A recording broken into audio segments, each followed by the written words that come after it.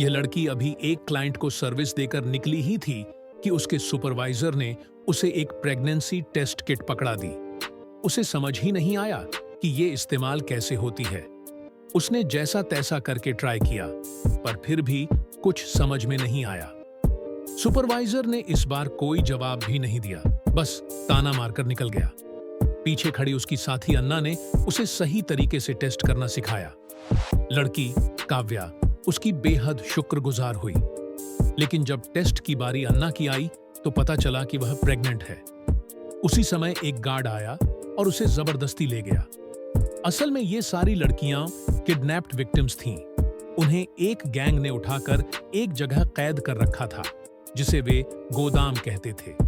वहीं से उन्हें मजबूरन सेक्स वर्क कराकर पैसे कमाए जाते थे, और अगर कोई लड़की प्रेग्नेंट हो जाए तो गैंग उसके साथ साथ बच्चे को भी बेचकर अलग से पैसा कमाता था।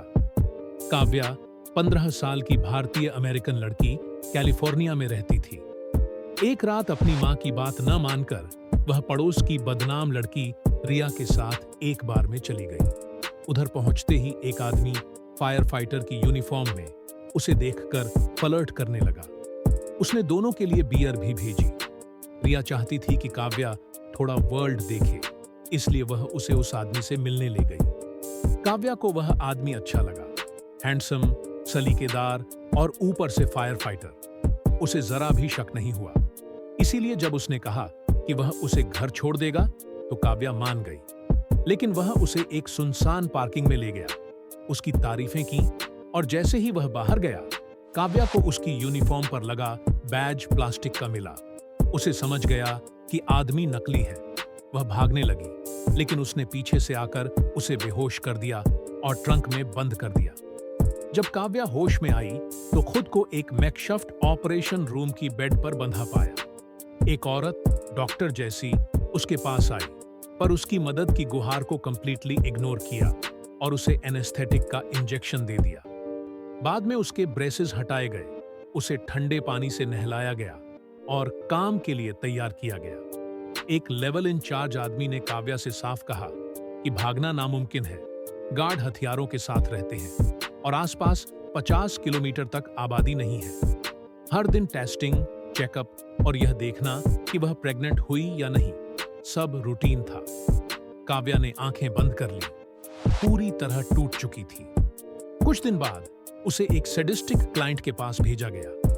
गार्ड्स ने उसके हाथ ऊपर बांध दिए और उसे कोड़े मारे, सिर्फ इसलिए कि वह रो रही थी और क्लाइंट एक्सपीरियंस खराब कर रही थी। छोटा सा गैंग लीडर रफीक उसे धमकाता था कि मुस्कुराया नहीं तो उसकी टांग काट देगा। 1 साल इसी तरह बीत गया। दर्द, हिंसा और डर के बीच भी काव्या के अंदर भागने की उम्मीद जिंदा रही। एक रात लड़कियों को एक बार में खड़ा किया गया ताकि क्लाइंट चुन सके। एक बूढ़े आदमी ने काव्या को चुना। काव्या अब जानती थी कि मदद मांगने का मतलब है मौत, इसलिए उसने बस मैकेनिकली अपना स्क्रिप्टेड संवाद बोला। वहीं एक दिन उसने तय किया कि अगर आज मौका न लिया तो जिंदगी भर फंसी रह जाएगी। उसने अपनी हील का स्टील वाला हिस्सा तोड़कर अपने शरीर में छिपा लिया ताकि उसे वेपन की तरह इस्तेमाल कर सके। उसका टारगेट कोई गार्ड नहीं था, वह थी निशा, एक लड़की जिसे गैंग लीडर ने सुपरवाइजर बना रखा था।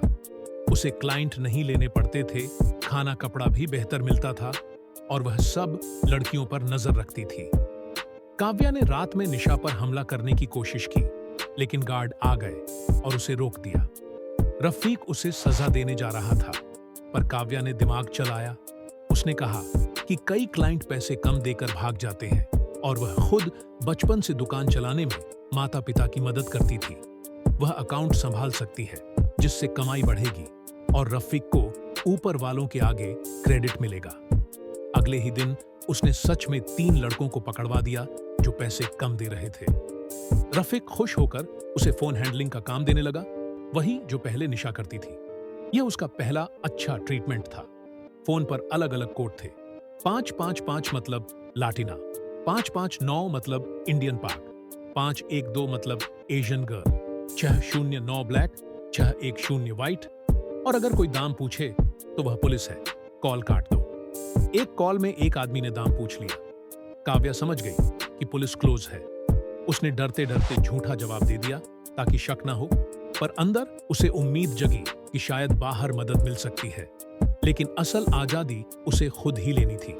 इसी बीच गर्भवती लड़कियों को एक अलग घर ले जाकर डिलीवरी करवाई जाती थी और बच्चे बेच दिए जाते थे।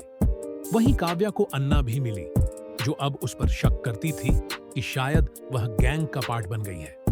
उसी समय गार्ड सलीम उसे कार में ले जा रहा था। उसने काव्या से पूछा कि उसने वहां क्या देखा। काव्या ने सच बता दिया कि वह घर बच्चा बेचने का सेंटर है। सलीम को लगा कि काव्या शायद उसे धोखा दे देगी।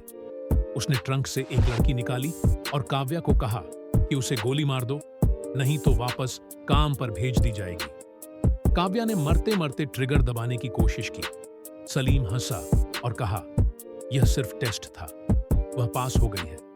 वापस लौटते वक्त उसे कॉल आया कि पुलिस गोदाम तक पहुंच गई है, सबको तुरंत शिफ्ट होना होगा।